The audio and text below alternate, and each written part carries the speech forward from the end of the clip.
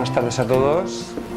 Gracias por venir en un día viernes, ya a estas horas. Bueno, yo quería también agradecer a Decanato el que me haya brindado la oportunidad de estar aquí con vosotros, aunque ya estuve hace ya algunos años. Y en el sector en el que me ha ubicado, porque un día pues a partir de que Iván me estuvimos hablando, digo, no, yo fui empresario cuando terminé la carrera y tal, y entonces se ve que lo enlazó, digo, vale, para la mesa de empresas, y aquí me hallo con los compañeros. Bueno, yo voy a actuar perdón, mi nombre es Emilio Rosselló, no me he presentado. Voy a actuar de moderador en esta mesa redonda, en el que vamos a tener bueno, menos a Begoña, que al final por temas personales no ha podido asistir. Vamos a tener con nosotros a Nacho París, presidente de la Asociación de Artistas Visuales Valencianos. Después Alberto Giulianotti, italiano. Noches de julio, italiano. Que es el presidente de Jovenpa en la zona de la Marina Baixa, y finalmente a Francisco Julián Martínez Cano, que es autónomo buscado por los empresarios, pero que no se casa con nadie, una definición así. Rara avis.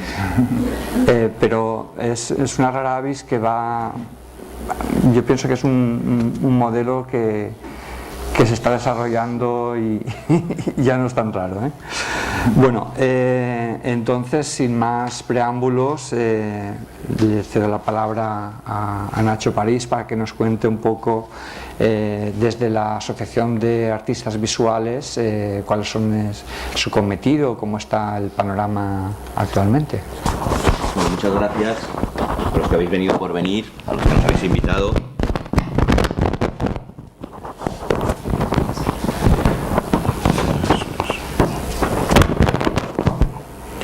Pues muchas gracias a los que habéis venido, a los que nos habéis invitado. Una pequeña rectificación, yo no soy el presidente, lo he sido. Estuve en la asociación desde su fundación y he sido presidente hasta hace un año y medio, así. Actualmente es Tania Blanco, la presidenta de la asociación. Es necesario que en un proyecto colectivo, como es la asociación, haya una renovación de cargos y se demuestre que hay mucha gente implicada. Tania no podía venir porque está en Roma con una beca, o en Italia con una residencia, y entonces, bueno, me ha tocado a mí venir en sustitución de ella y encantado. Antes de empezar a presentaros qué es la asociación, es necesario contextualizar un poco por qué nace o para qué nace. Entonces es necesario que os hable un poco de la situación de los artistas y de qué significa ser artista o ser artista profesional. Por desgracia me va a tocar pintar de negro un poco el panorama. Procuraré darle algo de luz, pero lo avanzó antes. La situación realmente de los artistas profesionales en España es complicadísima. Y la preocupación empieza porque la misma idea, hablamos de artista profesional, la misma idea de profesionalidad no termina de estar reconocida en el ejercicio artístico. De hecho, cuando hablamos de la Real Academia, encontramos una de sus definiciones es que es el empleo, facultad u oficio que alguien ejerce y por el que percibe una retribución. Ya veréis que en el ejercicio profesional que desarrolléis como artistas, la conquista de la retribución es complicada y no siempre está claro. Se va a invocar muchísimas veces a vuestra vocación, a la necesidad de promoción, a que se os compensa con difusión y conseguir que se pague por el trabajo realizado, que es algo que la sociedad entiende perfectamente en otras profesiones. Es decir, que en el momento que tú haces un trabajo eres retribuido por ese trabajo. En el ámbito del arte no está tan claro. Si fuéramos a la definición de la RAE, a la definición de Wikipedia, también diría que una profesión es una actividad especializada de trabajo dentro de la sociedad, y si vamos a pensar que es trabajo, es una ocupación retribuida. Toda esta insistencia la vengo a decir porque el único estamento que parece tener claro que el artista es un profesional y que realiza una actividad económica es el sistema tributario, es Hacienda. ¿Vale? Estos son los que sí que van a entender inmediatamente cuando haces una exposición, cuando compras y vendes un cuadro, cuando que estás haciendo una actividad económica y que tienes que pagar. Tienes que pagar para poder ejercer, y tienes que pagar tus IVAs, y tienes que pagar el IRPF y toda una serie de obligaciones que paradójicamente no contemplan la situación específica de los artistas. Así como en otros países sí se hace, hay formas tributarias pensadas específicamente para los artistas por la discontinuidad de sus ingresos, por la especificidad de su trabajo, por esa naturaleza discontinua. En España no. Y veremos cómo esto, paradójicamente, y dados los datos de ingresos, los datos económicos de los artistas en España, aboca a casi todos a un ejercicio en el límite de la legalidad, por no decir a un ejercicio ilegal de su profesión. Entonces, de manera que nos encontramos con un panorama muy complejo para los artistas. Queremos ser profesionales, recibimos una formación como profesionales, hay una inversión enorme en museos, en centros de arte, en facultades, pero cuando empezamos a ejercer nuestra profesión, resulta que las condiciones no nos terminan de permitir ese ejercicio libre y pleno de la profesión.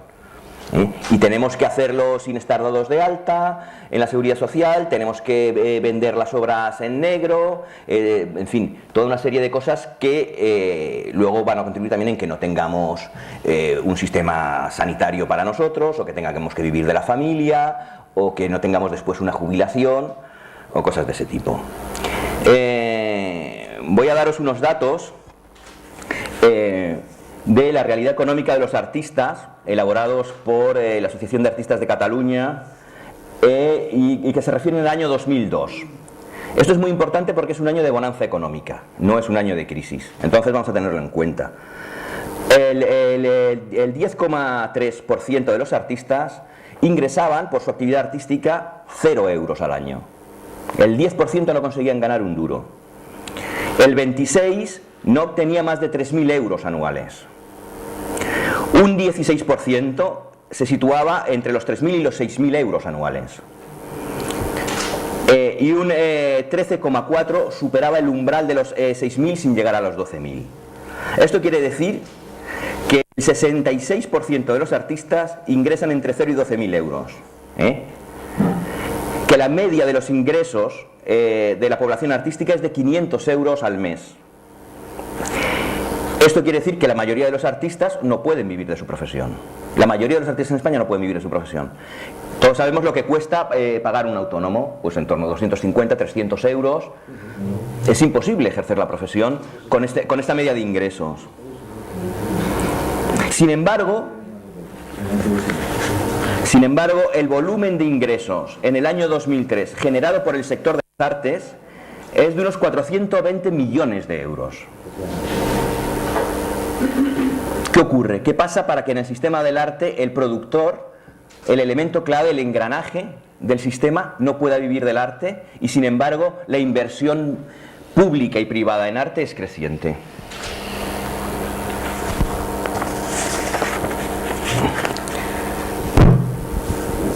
Este es el contexto en el que es necesario pensar en una asociación de artistas. Hace 12 años, más 15, que se creó la Unión de Asociaciones de Artistas, de todas aquellas asociaciones que existían en el Estado español. En ese momento, en la Comunidad Valenciana no había ninguna asociación de artistas. En 2008, pues un grupo de artistas, después de unas jornadas de trabajo, fundamos esta asociación. Básicamente, los objetivos de la asociación hay que definir un poco qué es. La asociación no es un colectivo de artistas dedicado a la promoción del arte, no es un grupo de creación, es algo que podríamos decir parecido a un sindicato.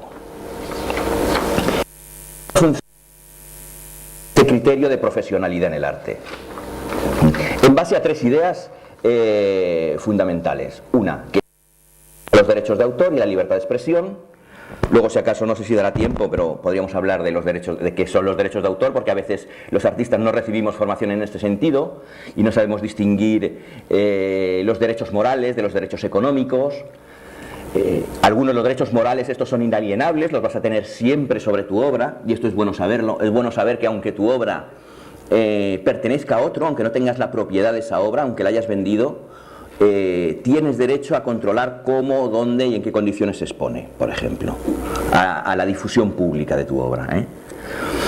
Puedes incluso recuperar tu obra si no va en, digamos que puede ser una obra pues, con un contenido político que luego ha cambiado tu perspectiva en la vida, ha cambiado tu manera de ver las cosas y no quieres que se difunda esa obra porque ya no estás de acuerdo con ella. Esto lo puedes recuperar porque tienes ese derecho, siempre, claro, previa compensación al dueño, ¿no? al propietario de la obra. Pero estos son algunas de las series de los derechos morales que son importantes que los artistas conozcamos. Luego están los otros, los económicos, que son los derechos de explotación económica de la obra, de cesión, de exhibición pública, derecho de reproducción, etc. En cualquier caso, el derecho a la libertad de expresión y la defensa de los derechos económicos del artista son el primero de los objetivos de la asociación. El segundo es el derecho a la retribución económica, el derecho a que se reconozca que un artista, como profesional, tiene derecho a ser compensado por su trabajo. Cuando cedes una obra para una exposición, cuando te encargan un proyecto específico, que como cualquier otro profesional implicado en ese proyecto expositivo, tú tienes derecho a cobrar. Porque suele ocurrir que en un proyecto expositivo, que además mueve mucho dinero, el artista no cobra. Cobra el diseñador de un catálogo, cobra por supuesto el de la imprenta que va a hacer el catálogo, cobra el comisario, cobra el coordinador, cobra el transportista, cobra el de seguridad, cobra la señora de la limpieza, cobra el que viene a poner las luces y el artista no, que es el que dota de contenido. Entonces este es el sentido un poco de la asociación, la defensa del derecho a que sea reconocida nuestra profesión y a establecer una cosa que nos está costando muchísimo y que llevamos años peleando, que es el contrato por escrito. Algo que se reconoce en cualquier otro ámbito, digamos, comercial o laboral, la conveniencia de la existencia de un contrato.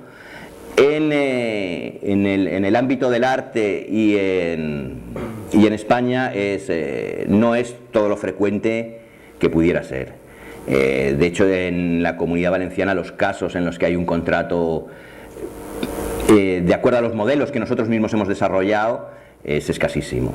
Y es importante que haya, porque es importante que se sepa quién va a cobrar, a cargo de quién es el seguro, cuánto tiempo vas a dejar la obra, si esa obra va a pertenecer a una itinerancia o no, cuánto tiempo se la van a quedar, en qué condiciones la das, en qué condiciones quieres que te la devuelvan, en fin, de una serie de cosas que hablando de buena voluntad se pueden entender, pero que si están por escrito permitirán a las dos partes pensar y llegar a un acuerdo claro sobre esa relación laboral.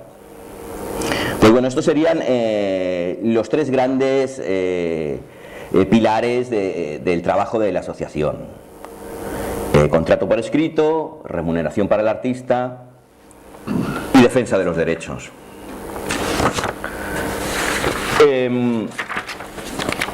Luego hay otros ámbitos en los que la asociación no puede...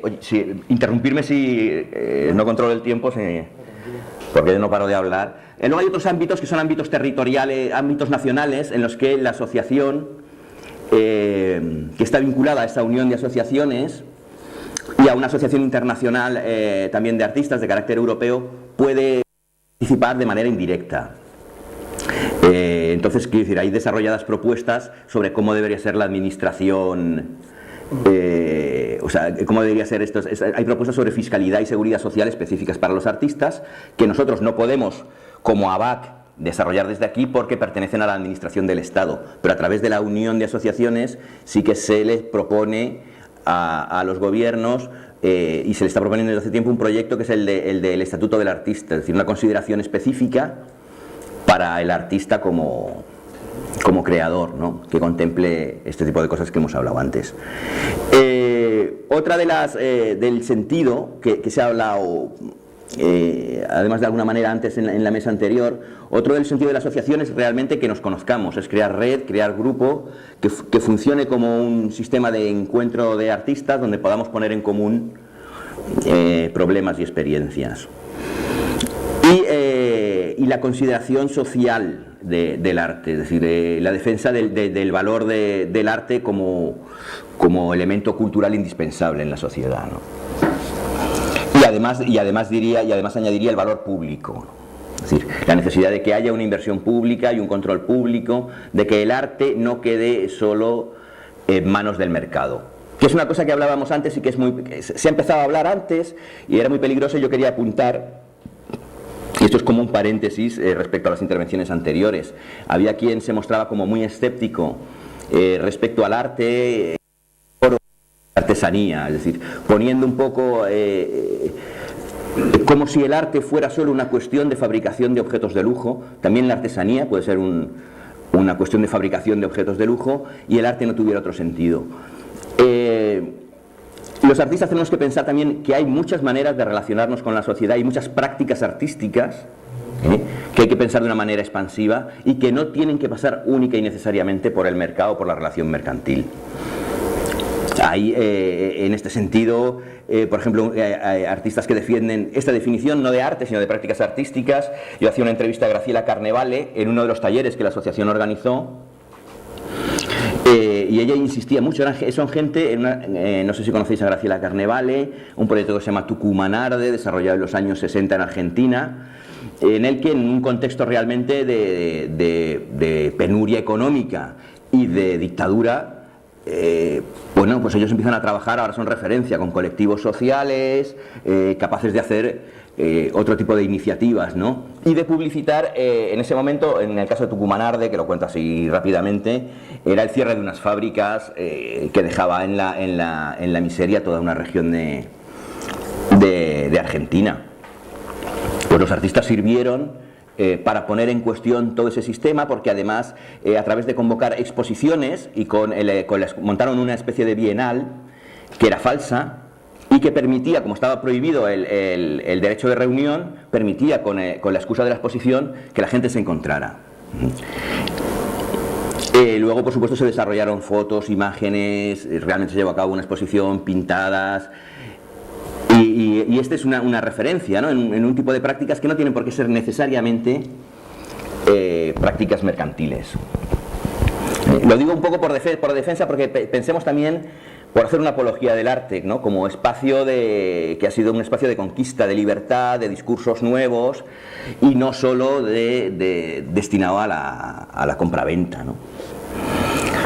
Otra de las cosas que hace la asociación es organizar cursos y talleres de formación continua, porque esto es fundamental en los artistas, ¿no? Para empezar, porque suele haber una carencia. Es cierto que ahora, por ejemplo, aquí se demuestra que hay una transformación de las universidades en este sentido, pero suele haber una carencia en la formación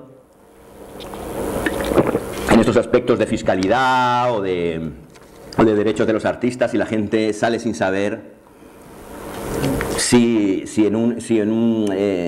gana un concurso, si la imagen de ese cuadro puede ser reproducida en cualquier contexto o cualquier circunstancia, o si tiene derecho o no a decir que no quiere que sea reproducido de esta manera, o sí, en fin. Normalmente se ceden las obras para exposiciones sin pensar que hay una ley de propiedad intelectual que nos protege y que exige que este intercambio se haga por escrito, y que además cualquier cesión de derechos debe tener un carácter económico. Entonces, todas estas cosas, pues a través de la asociación hemos ido generando talleres y cursos para que haya una formación. También los hemos hecho en torno a cómo presentar un dossier, a cosas de ese tipo, incluso a programas pues de edición de vídeo o cosas parecidas, ¿no? La idea un poco es que los artistas tenemos que estar siempre aprendiendo cosas nuevas, siempre formándonos, siempre cambiando, y que al salir de la facultad o de los estudios no se termina de aprender, y para eso también la asociación. Y además existe una carencia porque realmente no hay una atención, digamos, ni pública ni privada sobre esto, ¿no? Que permita la atención a los profesionales del arte y su formación una vez terminada la carrera. Yo tengo aquí unos folletos, por si os interesa, que voy a repartir, os los cogéis. Hay algunos detalles sobre talleres de...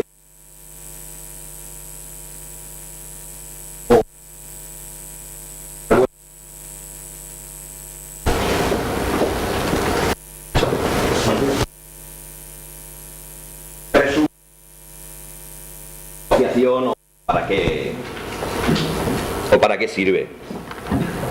Yo casi prefiero que a partir de ahora, o bueno, cuando terminen los ponentes, pues dejarlo aquí y que hablemos y me preguntéis y cualquier cosa la resolvamos en una conversación en común. O sea que con esto termino mi exposición. Gracias, Nacho. Nunca, la verdad es que nunca he estado asociado a nada.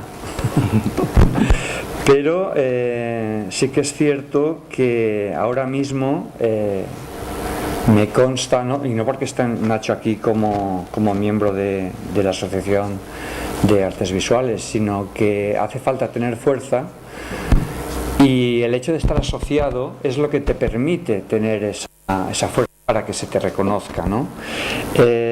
Yo supongo que Nacho conocerá el Manual de Buenas Costumbres, que ya lleva unos años por ahí, donde de alguna manera sí que se reclaman ciertos derechos o simplemente se dan a conocer una serie de protocolos y obligaciones y derechos también que el artista tiene. Yo no sé si eso ha cambiado o si tiene que actualizarse, porque claro, el cambio es como tan acelerado, tan vertiginoso que no sé si da pie a considerarlo o está una cosa todavía ahí en germen. Bueno, el manual de buenas prácticas, que está descargable en la web de ABAC y que contempla además, o sea, una serie de reflexiones y de comentarios sobre derechos y obligaciones de los artistas, y también una serie de modelos de contrato para que en cualquier caso, si alguien en cualquier relación laboral de este tipo, pero un contrato que complicado, ahora tenemos que llamar a un abogado, esto, pues dices, bueno, pues ahí hay modelos, ¿no? Que son plantillas que permiten ajustarse a cada circunstancia. Están en un apartado específico de modelos de contrato en la web, y están también en el manual de buenas prácticas, que, como bien dices, es donde... Y es cierto que, por otro lado, en algunas cosas queda obsoleto, porque los cambios son muchos, y tanto la ley de propiedad intelectual como los documentos que se han ido elaborando, pues a veces no contemplan nuevas formas de distribución del arte o de comunicación pública, como pueden ser los problemas derivados de Internet, o el hecho de las páginas web como obras de arte, en fin. Pero son cosas que la propia práctica y los propios colectivos vamos como solucionando día a día, ¿no? Gracias. Pues casi vamos a dar paso al resto de ponentes, y al final hacemos preguntas, porque acabo de mirar la hora, se nos está echando el tiempo encima. Pasa el micrófono. Bueno, dejo con micro a Alberto, que, como decías, de la Asociación de Jóvenes Empresarios y en concreto de la zona de la Marina Baixa. Bien, voy a ser lo más breve posible, y así prefiero que luego hagáis preguntas, cosas concretas, porque abarcamos muchas cosas. Como bien has dicho, soy el presidente de Jovenpa Marina Baixa, que es la Asociación Comarcal de Jóvenes Empresarios. También soy el vicepresidente del Comité Ejecutivo Provincial de la Federación Provincial de Jóvenes Empresarios. Y luego, aparte, mi profesión, mi trabajo es el director ejecutivo de una agencia de comunicación de aquí de Benidorm, de Blau Comunicación, una empresa que creé como emprendedor hace casi 8 años ya. Bueno, os voy a contar por encima lo que hacemos en la asociación. Principalmente lo que hacemos es fomentar la cultura emprendedora a través de 3 líneas principalmente. Una es a través de formación empresarial de calidad, que hacemos una parte para formación de emprendedores, de gente que está empezando a crear su empresa, a través de 2 programas formativos. Uno que hacemos en colaboración con la Diputación de Alicante, que se desarrolla en el Invatur, que está en Benidorm, el Instituto Valenciano de Tecnologías Turísticas, que el año pasado fue aproximadamente el mes de julio más o menos, no sé las fechas cómo van a caer este año, pero suele ser en verano. y luego en noviembre desarrollamos también otro programa formativo para jóvenes emprendedores, para nuevos emprendedores aquí en Altea, en colaboración con la Concejalía de Empleo. Y luego la otra rama que hacemos de formación empresarial de calidad para empresarios que ya están en activo, pues la gente que lleva 2 o 3 años, que ya tiene ciertas inquietudes y necesitan complementar su actividad empresarial, pues hemos terminado ahora esta misma semana un programa formativo Crece Comunicando, como hemos diseñado este programa, en el que se desarrollan distintas habilidades que son muy útiles a la hora de hacer crecer nuestras empresas, habilidades de comunicación, de marketing, gestión de costes, dirección de proyectos, redes sociales y sobre todo dos programas muy importantes en orientación a la venta. Digo orientación a la venta porque, como mi experiencia profesional y sobre todo en marketing, lo que soy experto, hay que buscar mucho la orientación al cliente, ¿no? Si muchos de vosotros estáis ahora pensando en emprender o cómo meter vuestra obra, entiendo que a veces tenemos nuestro ego creativo, nuestro ego artístico, pero yo pienso que también hay que saber en el mercado qué es lo que se demanda y qué es lo que se requiere.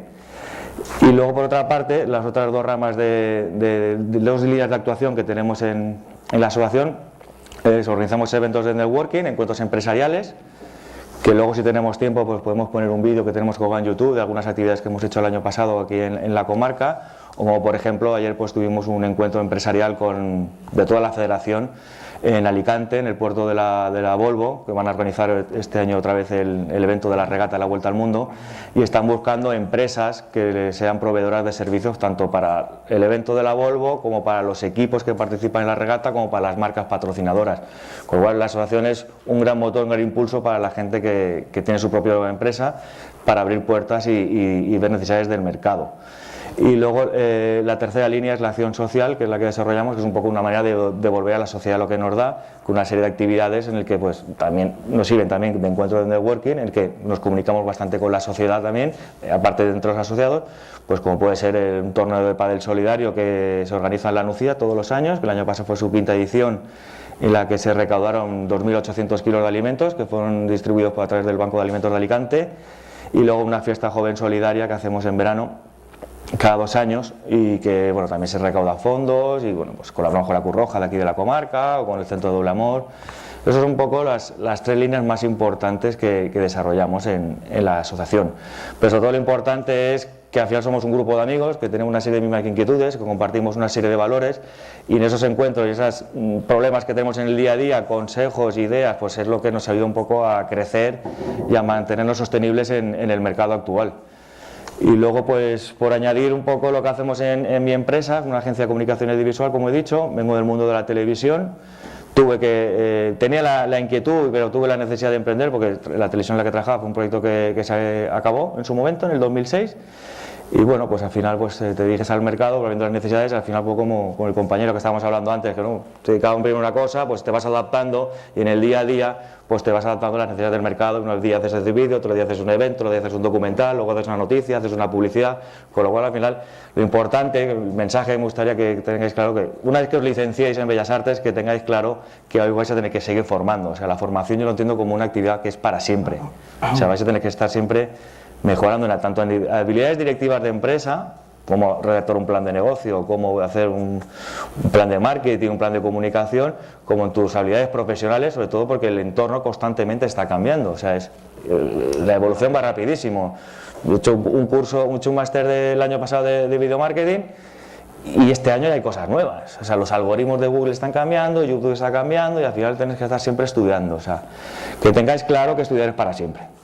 Y más si estudiáis en algo que os gusta, pues va a ser mucho más fácil. Que lo hagáis con gusto. Que lo hagáis con gusto. Claro. Y bueno, y os he traído unas revistas también de las actividades que realizamos durante todo el año. Pues el año pasado, el último año, hemos realizado 50 actividades en las que han participado más de 1.500 personas, para que conozcáis un poco más la asociación.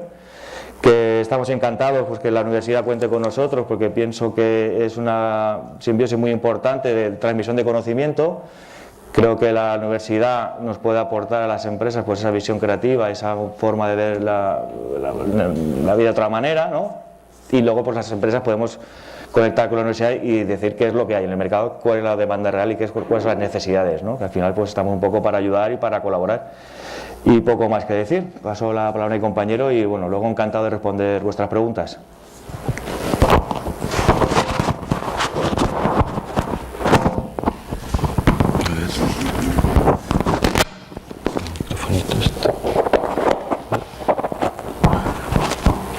Bueno, muy buenas a todos. Yo soy Paco Martínez, yo también me licencié en Bellas Artes y bueno, un poco desde que me licencié hasta aquí yo me he enfocado sobre todo a nivel profesional en el diseño. Como dice mi compañero Alberto, la formación es continua, no puedes nunca dejar de formarte un poco, y donde ahora mismo el mercado quizá, o lo que a mí me gustaría comentaros a todos, donde ahora mismo el mercado se centra en las nuevas tecnologías, ¿no? De hecho yo una vez terminé la carrera pues hice un máster en diseño web y programación, y luego también he hecho cursos de diseño y programación de videojuegos y demás. Y bueno, el sector, quiero ser también muy breve para que vosotros también podáis un poco interactuar o preguntar, que me imagino que tendréis preguntas al respecto. Vengo en nombre de la agencia de publicidad donde trabajo, donde coordino el departamento de web y multimedia, pero bueno, algunos me conocéis también porque también combino mi carrera profesional con la docencia y también imparto clase aquí en algunas ocasiones, en esta casa, en la Universidad Miguel Hernández. Y bueno, en definitiva un poco el terminar la carrera y decir qué hago, ¿no? O a qué empresas me dirijo, o a nivel profesional, porque evidentemente a todo el mundo también, digamos, bueno, cada uno tiene un perfil distinto, ¿no? Y a no todo el mundo le va a interesar quizá a lo mejor la rama más tecnológica o la rama más del diseño. Yo también hago creación plástica y digamos que un poco intento combinarlo todo, a nivel profesional, en diseño web y multimedia, a nivel creación plástica, intentar mover también mi obra, hacer exposiciones, y luego también el hecho de trabajar para empresas privadas, ¿no? Y para clientes, ¿no? Digamos. Un poco al final la experiencia te va llevando poco a poco a donde uno quiere estar, ¿no? El tema siempre es ese, ¿no? El no parar, ¿no? Una vez terminas, ¿no? Un poco ese primer abismo, ¿no? De a ver a dónde voy, ¿no? Pues lo primero que tenéis que hacer es un poco reflexionar vosotros mismos hacia dónde queréis dirigiros y empezar a dar caña literalmente, y no solamente a seguir formándoos, sino a intentar poco a poco introduciros en el mercado a ese nivel. Y bueno, también tener en cuenta un poco que a nivel creatividad nosotros tenemos un plus que normalmente prácticamente toda agencia de publicidad y comunicación hoy en día necesita.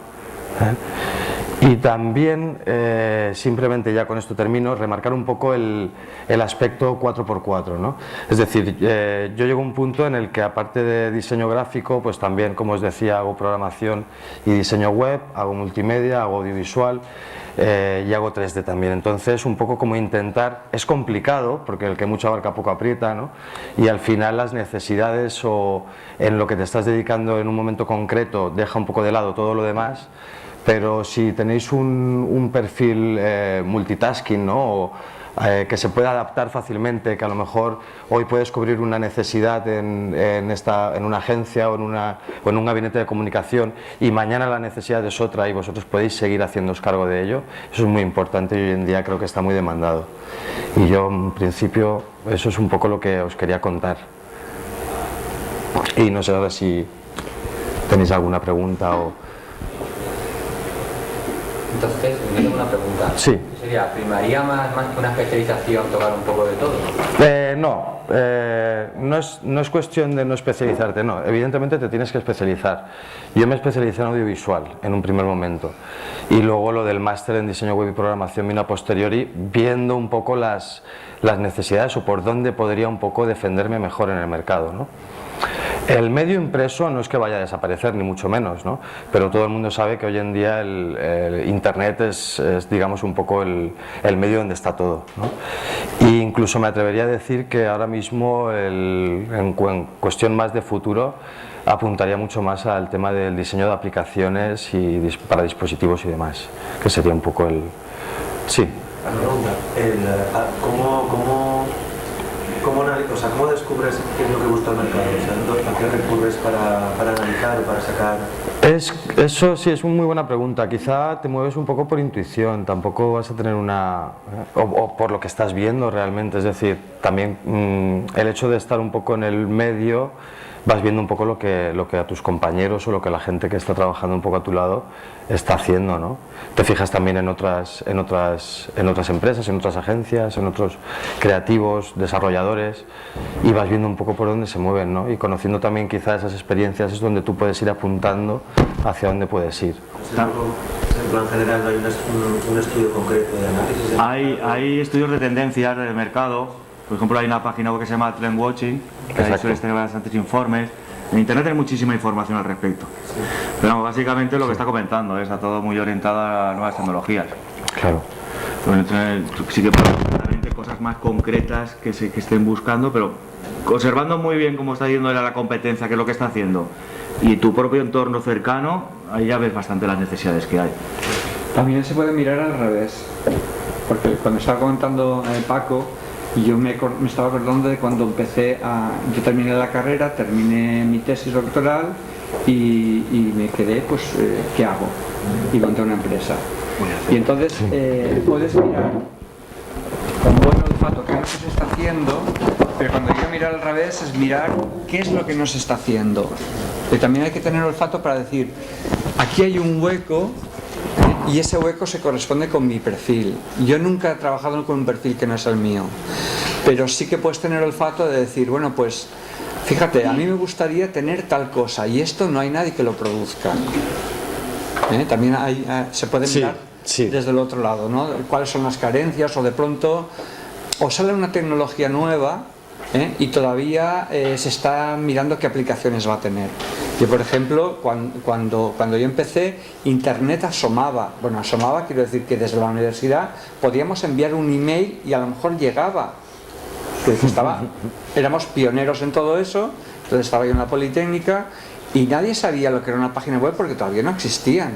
Y cuando empezaron las páginas web eran de texto, nadie ni siquiera se permitía poner imagen. Y cuando empezó a tener protagonismo la imagen, también tuve el olfato de decir, bueno, el que quiera estar tendrá que tener una buena imagen. Exacto. Pues señores, yo monté una productora de audiovisual y puedo decir que en 3 años o casi 4 de producir páginas web, compré una casa. Es decir, que entonces era un sector emergente que no había gente especializada, además es que no había ni formación para ello. Tenías que aprender HTML, los programas todo a mano, exacto. Pero ¿qué pasa? Tenía una sólida formación, sabía lo que era la imagen, conocía el lenguaje de la imagen, era creativo, es decir, reunía todos los requisitos para poder absorber esa nueva necesidad y transformarla en un producto.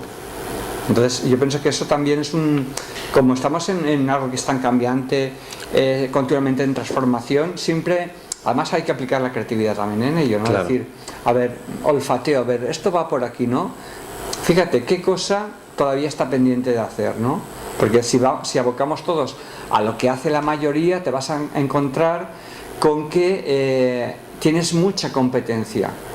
Entonces tienes que destacar, ser muy bueno para competir, porque hay mucha gente muy buena.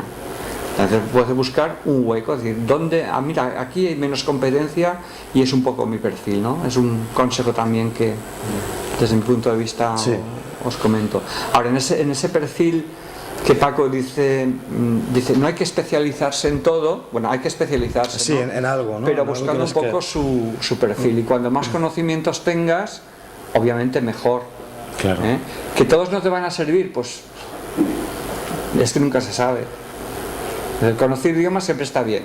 Por ejemplo, Paco, ¿cuántos idiomas hablas? Bueno, ahora mismo hablo 2 y tengo un proyecto otros 2, que también los apurreo.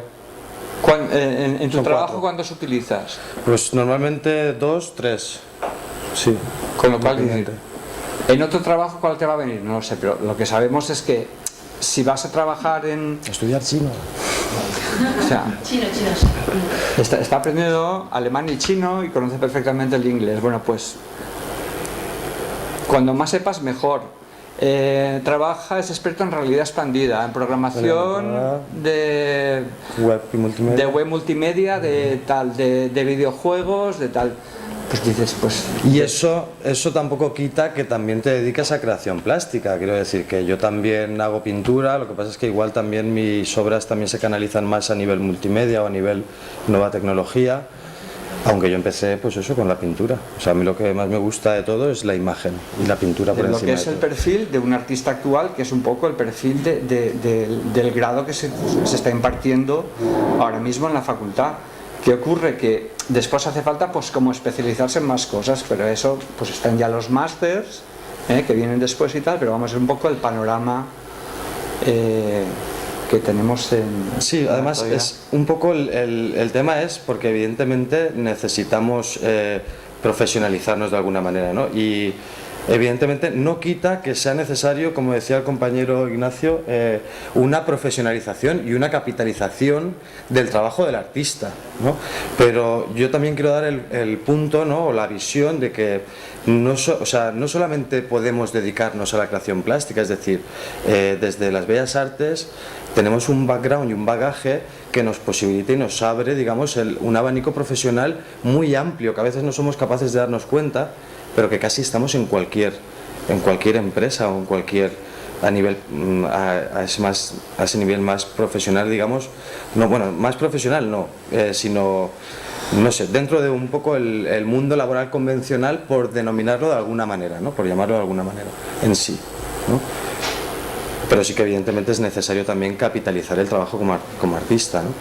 Claro, yo sigo haciendo obras, sigo creando obras, sigo moviéndome, sigo presentándome a certámenes, sigo intentando un poco también abrir puertas a ese nivel, ¿no?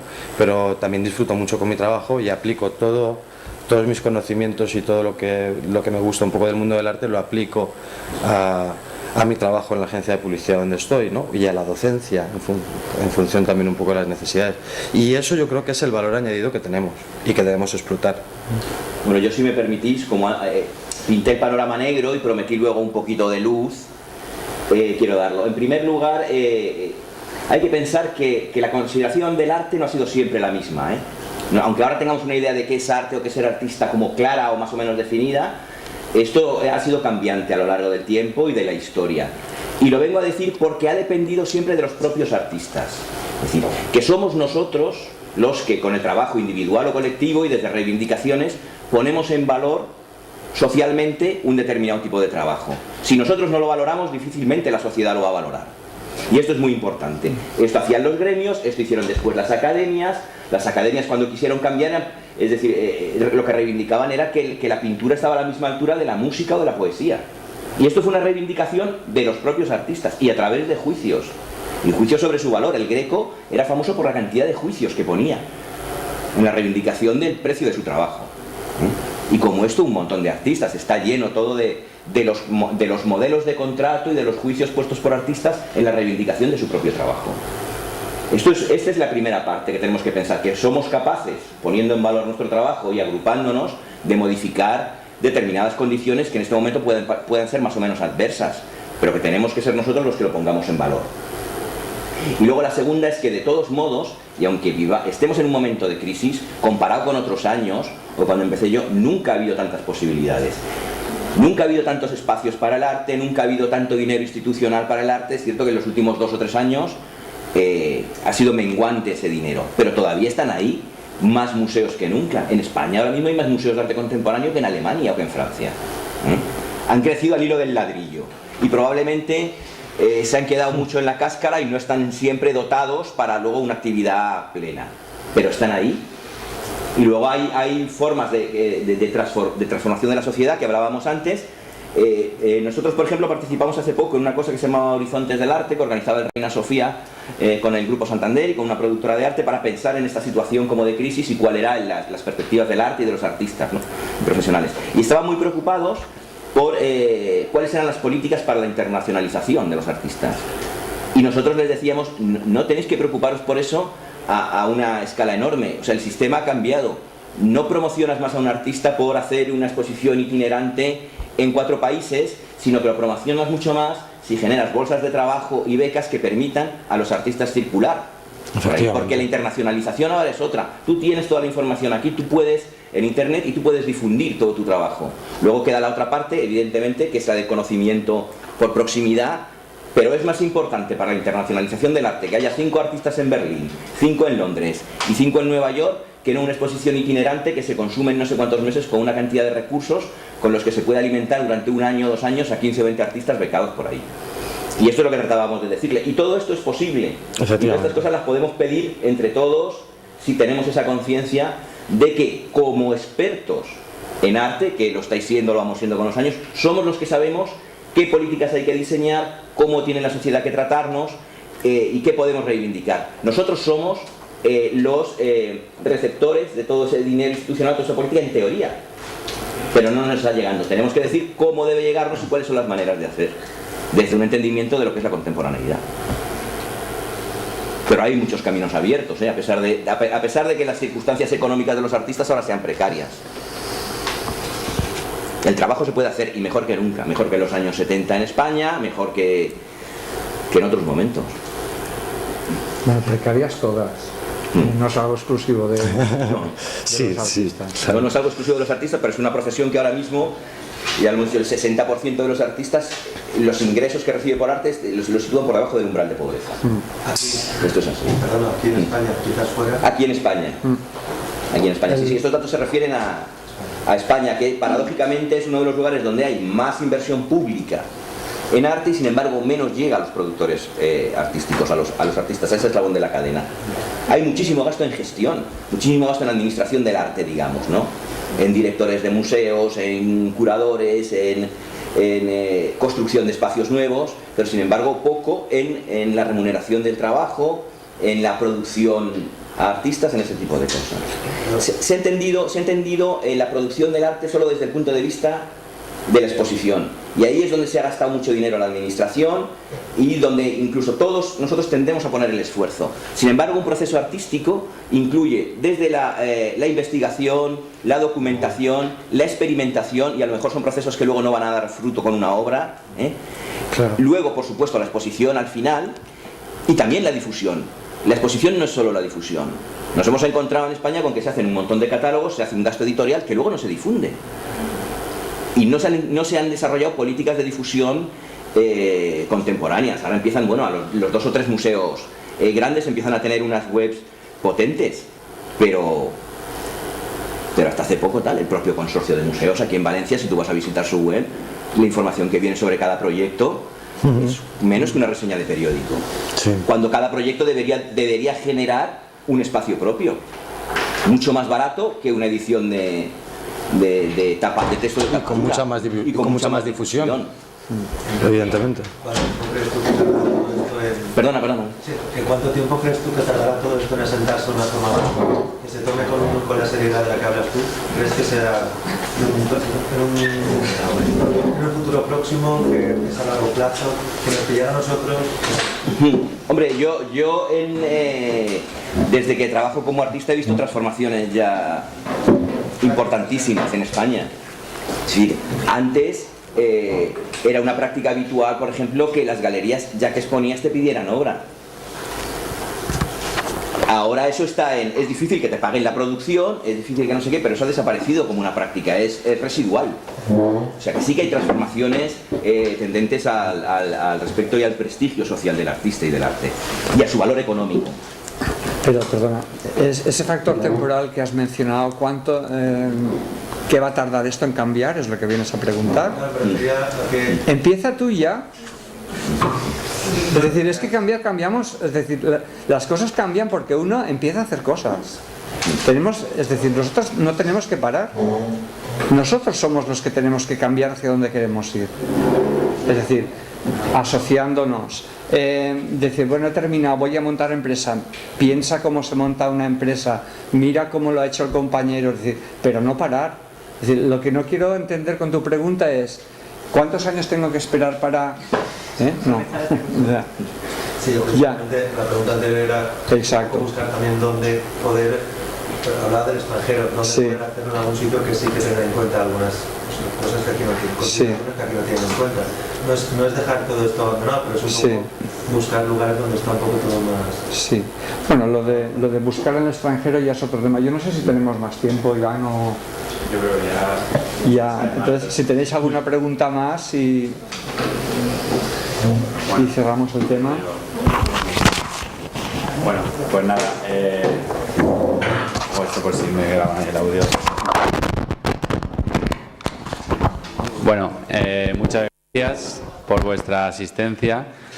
Espero que haya quedado esa idea que teníamos con estas jornadas, que era de transmitiros positividad a pesar de todo, y vistos los ejemplos primeros de gente licenciada que se ha construido un poco su camino a base de su esfuerzo, y en esta segunda mesa viendo el contexto que tenemos de ayuda por parte de asociaciones, de instituciones, de iniciativas privadas, un poco que os quede esa sensación de que estamos construyendo todo esto juntos, que cada uno de vosotros tiene su lugar y tiene que de alguna manera encontrarlo, no se va a quedar fuera de ningún sitio, no estáis aquí por casualidad. Entonces me gusta que os llevéis esta idea y que bueno, os forméis todo lo bien que podáis y que construyamos juntos un poco todo el panorama artístico. Pues nada, muchas gracias.